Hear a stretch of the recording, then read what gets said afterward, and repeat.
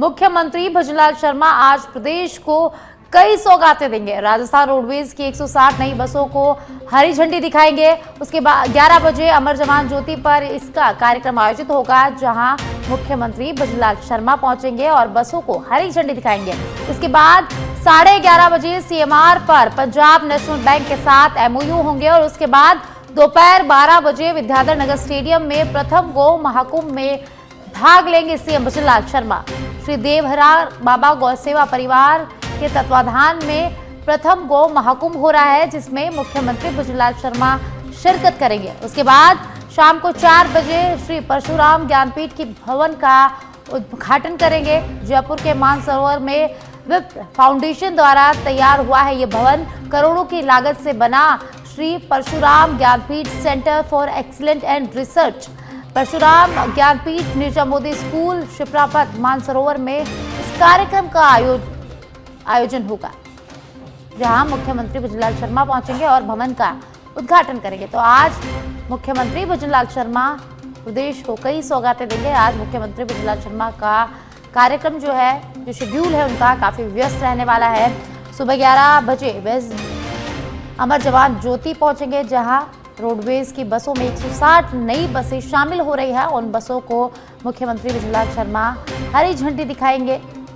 उसके बाद Punjab national bank के साथ सीएमओ में एमओयू साइन होगा। उसके बाद दोपहर 12 बजे मुख्यमंत्री भजनलाल शर्मा विद्याधर नगर स्टेडियम जाएंगे, जहां गौ महाकुंभ में शिरकत करेंगे।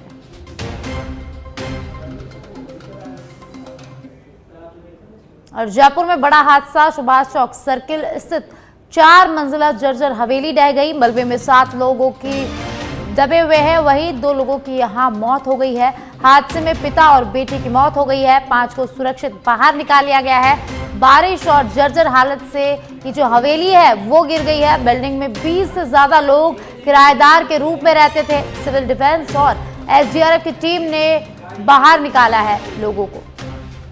तो जयपुर से बड़ी जानकारी।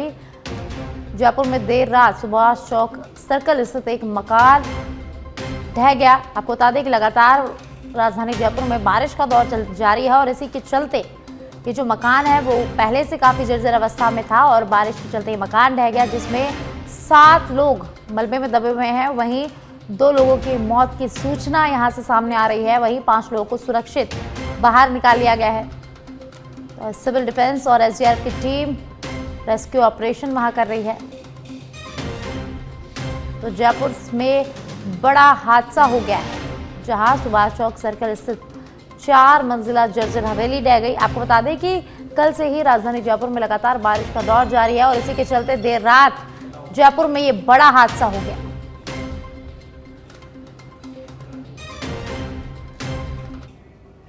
और अब खाटू श्याम जी से खबर है, जहां आज रात खाटू श्याम मंदिर बंद हो जाएगा। रात 10 बजे मंदिर के जो पट है वो आज बंद हो जाएंगे। आपको बता दें कि 2 दिन के लिए मंदिर के पट बंद रहने वाले हैं। 7 और 8 सितंबर तक ये जो पट है मंदिर के वो बंद रहेंगे। 7 सितंबर को चंद्र ग्रहण और 8 सितंबर को तिलक श्रृंगार के लिए मंदिर के पट रखे जाएंगे बंद। 8 सितंबर को फिर शाम बजे वापस मंदिर के पट खुलेंगे और इसके बाद जो श्रद्धालु है वो बाबा श्याम के दर्शन वापस से कर पाएंगे।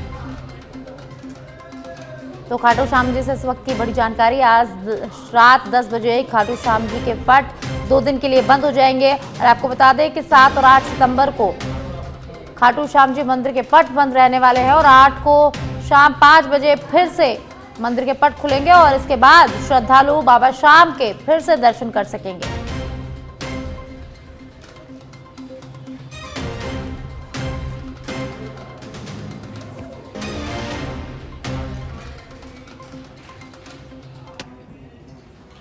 जम्मू और रामगढ़ में रामगढ़ बांध पर क्लाउड सीडिंग ऑपरेशन सफल हो गया है, जो विधायक महेंद्र पाल मीणा की मौजूदगी में हुआ है।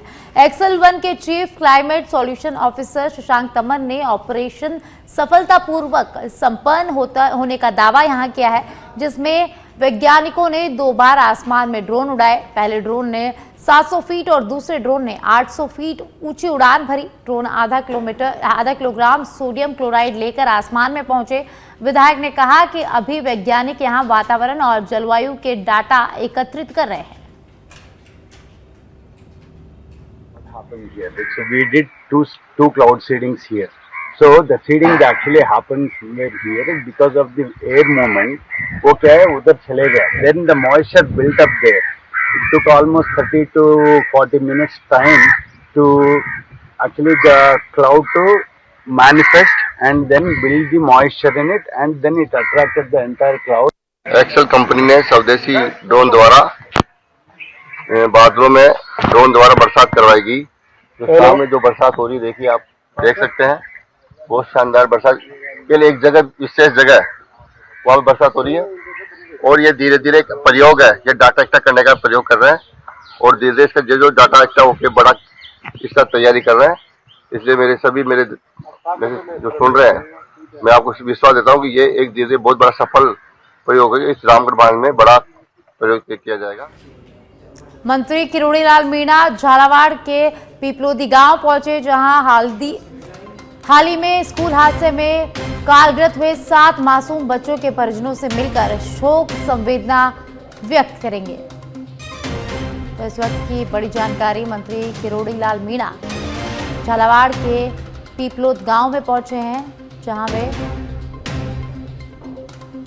हाल ही में स्कूल हादसे में कालग्रस्त हुए 7 मासूम बच्चों के परिजनों से मुलाकात करेंगे और उन्हें शोक संवेदना व्यक्त करेंगे।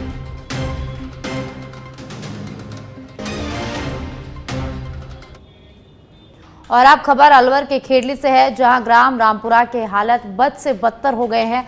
रामपुरा गांव, जो खेड़ली कस्बे और राष्ट्रीय राजमार्ग को जोड़ता है, आज भी बुनियादी सड़क सुविधा से महरूम है। मुख्य सड़क से गांव तक जाने वाले सभी रास्ते दलदल और गहरे गड्ढों में तब्दील हो चुके हैं। स्थिति यह है कि न केवल वाहन बल्कि पैदल चलना भी यहाँ दूभर हो गया है। ग्रामीणों के अनुसार कई लोग इन रास्तों में फिसल कर चोटिल हो चुके हैं और दुर्घटना आम हो गई है। वहीं ग्रामीणों का कहना है कि सांसद, विधायक, सरपंच से लेकर प्रशासनिक अधिकारियों तक गुहार लगा चुके हैं, लेकिन अब तक सिर्फ आश्वासन ही ग्रामीणों को मिले हैं। साथ ही ग्रामीणों ने कृषि मंत्री और अलवर जिले के प्रभारी मंत्री किरोड़ी लाल मीणा से आशा की गुहार लगाई है। ग्रामीणों ने चेतावनी दी कि चुनावों में जनप्रतिनिधियों के वादों पर नहीं, काम पर ही वोट मिलेगा। 3 दिन से कठूमर खेड़ली क्षेत्र में लगातार बारिश का दौर जारी है और इस बारिश ने क्या क्या परेशानियां पैदा की है लोगों को। किसान वर्ग बारिश से खुश है, लेकिन सुविधा के साथ अब ये बारिश दुविधा भी बन चुकी है। सच में धड़क की टीम पहुंची है। सुप्रसिद्ध गांव है जो कि किरोड़ी लाल मीणा कद्दावर राजस्थान के मंत्री हैं, गोलमा देवी जो विधायक और मंत्री रह चुकी हैं, उनकी बहन का, सगी बहन का ये ससुराल है गांव रामपुरा, जहां हम पहुंचे हैं। मैं दिखा सकता हूं कि पहले गांव की स्थिति तो बाद में, पहले गांव को जाने वाले मुख्य रोड की मैं हालात दिखा सकता हूं कि किस हालात से कि जगह जगह गड्ढे बने हुए हैं और चाहे पैदल हो चाहे बाइक सवार हो, सब इसी तरीके से पानी में होकर निकलते हैं और किस हालातों से गुजरते हैं कि आप देख सकते हैं। अपने जीवन को खतरे में डालते हुए लोग पानी में होकर निकल रहे हैं, पानी में होकर आ रहे हैं। अभी ना भगवान ना करे कोई बड़ी घटना या दुर्घटना हो जाए तो किस स्थिति से यहाँ लोगों को जूझना पड़ता है। क्या परेशानी है यहाँ? परेशानी तो यही है सर जी कि हमारे यहाँ रोड बिल्कुल बेकार है, क्षतिग्रस्त है पूरे रूप से। पैदल भी नहीं चला जाता, आने जाने में बहुत दिक्कत होती है। कोई भी हारी बीमारी, बच्चों को पढ़ने लिखने में समस्या आती है। रोज बच्चे स्कूल जाते हैं खेरली की तरफ, लेकिन उनको आने जाने में बहुत दिक्कत होती है, बहुत परेशानी का सामना करना पड़ रहा है। और हमने यहाँ से सरपंच साहब के लिए पुकार की है, एमएलए साहब से भी पुकार की है, एमपी साहब से भी पुकार की है। उन्होंने हमारी कोई अब तक कोई बात नहीं सुनी, ना ही इसी मामले में कोई संज्ञान लिया। हम हाथ जोड़कर विनती करते हैं कि हम डॉक्टर किरोड़ी लाल जी मीणा हमारे गांव के रिश्तेदार भी हैं, उनके यहाँ हमारी बहन, उनकी बहन भी आई है हमारे यहाँ से, तो हम उनसे ही विनती करते हैं, हाथ जोड़ के विनती करते हैं डॉक्टर साहब से कि वो ही हमारी बात को सुने और इस समस्या का समाधान करें। हमारे यहाँ ग्राम रामपुरा से गंज खेरड़ी तक रोड की व्यवस्था का समाधान निकालें। हम हाथ जोड़ के विनती करते हैं डॉक्टर साहब से कि वो ही हमारी समस्या का समाधान करें।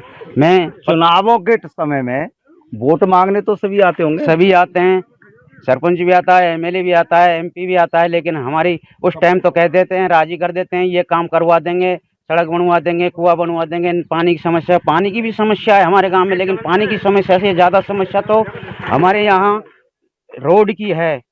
हमारे गांव के चारों तरफ जितने भी रोड हैं सब क्षतिग्रस्त हैं, लेकिन मेन रोड यह है, इसमें तो हमें बहुत ही दिक्कत आती है। हमारे छोटे छोटे बच्चे हैं जो गिर जाते हैं, कोई रिश्तेदार भी आता है तो उसको भी आने जाने में दिक्कत होती है और गिर भी जाते हैं।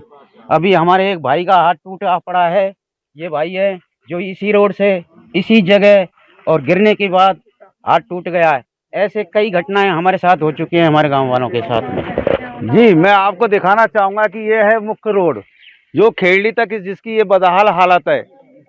अब ग्रामीणों की केवल जो आशा रही है, जो जिला प्रभारी मंत्री हैं किरोड़ी लाल मीणा और कद्दावर नेता हैं, उनसे ही ये आशा है कि इस सड़क को सही किया जाए, क्योंकि आम जन को, स्कूली बच्चों को किस तरीके से परेशानी का सामना करना पड़ता है। सच बेधड़क के लिए अखिलेश कुमार शर्मा, पत्रकार की, खेड़ी कठूमर से रिपोर्ट। चलिए आगे बढ़ते हैं। झुंझुनू जिले में जारी बारिश के दौर ने किसानों की चिंता बढ़ा दी है। खेतों में पक्की खड़ी फसलों को भारी नुकसान पहुंचने लगा है। कपास, मूंग, मोट और बाजरे जैसी फसलें अब बर्बाद होने लगी है। कई जगहों पर तो खेतों में पानी भरने से पकी हुई फसल अंकुरित होने लगी है। किसानों का कहना है कि इस बार उत्पादन में 70 से 80% तक का नुकसान हुआ है, जिससे उनकी उम्मीदों पर पानी फिर गया है। किसानों की मांग है कि सरकार तुरंत प्रभावित क्षेत्रों में गिरदावरी करवाकर नुकसान का आकलन करे और उचित मुआवजा प्रदान करे।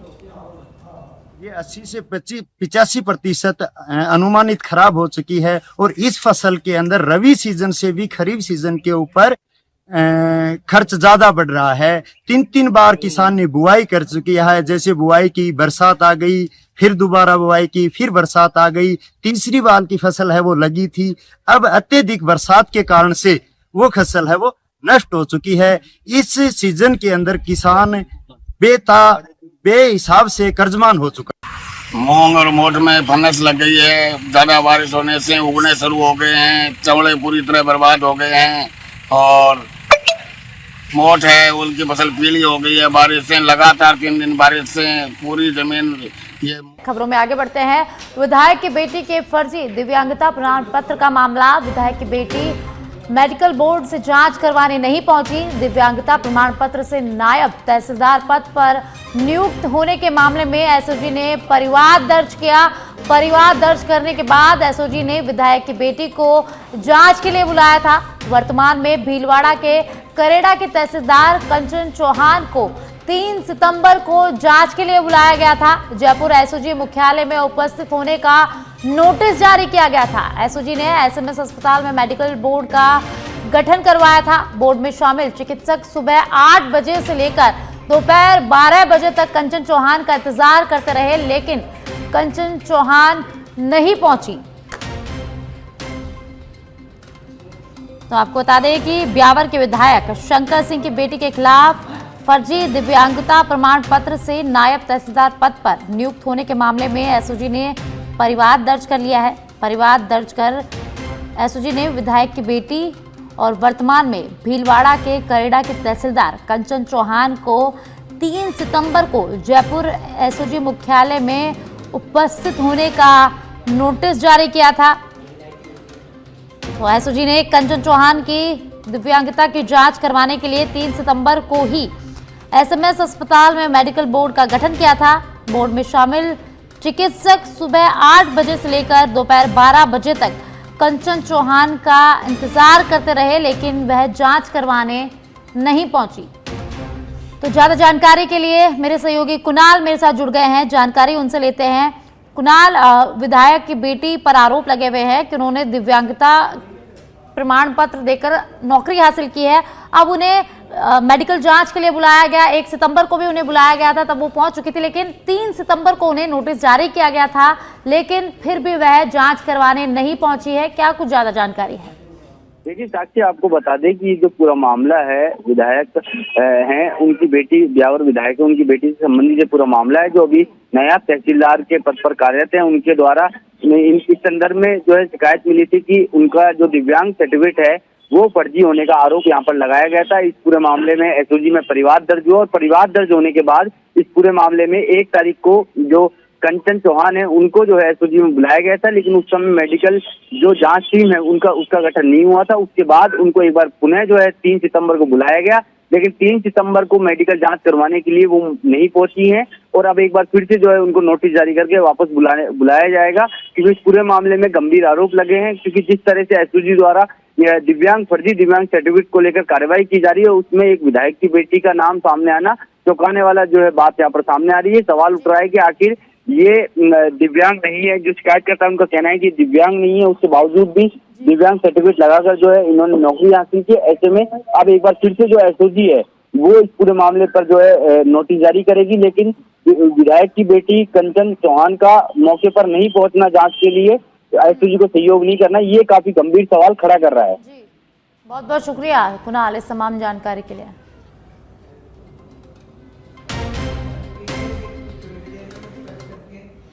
कोटड़ी क्षेत्र में लगातार बारिश के चलते जनजीवन पूरी तरह से अस्त व्यस्त हो गया है। दिन भर बारिश का सिलसिला जारी रहा, जिससे निचले इलाकों में जलभराव और पुलियाओं पर तेज बहाव देखने को मिला। जहाजपुर से कोटड़ी आ रही एक पिकअप बिरधोल पुलिया पर फंस गई। पुलिया पर तेज बहाव के बीच चालक जान जोखिम में डालकर वाहन पार करने की कोशिश कर रहा था। स्थिति बिगड़ने पर ग्रामीणों ने तुरंत मौके पर पहुंचकर चालक को सुरक्षित बाहर निकाला और इस दौरान पुलिया के दोनों ओर वाहनों की लंबी लंबी कतारें लग गई। चोमू में बाबा श्याम का 45वां वार्षिक महोत्सव बड़े धूमधाम से मनाया गया। श्याम सत्संग मंडल ने सफल आयोजन किया, जिसमें श्रोताओं ने भजन संध्या दिव्य दरबार का आनंद लिया। भक्तों की भीड़ उमड़ी। भीड़ को देखते हुए एसएचओ प्रदीप शर्मा सुरक्षा व्यवस्था के लिए इंतजाम किए।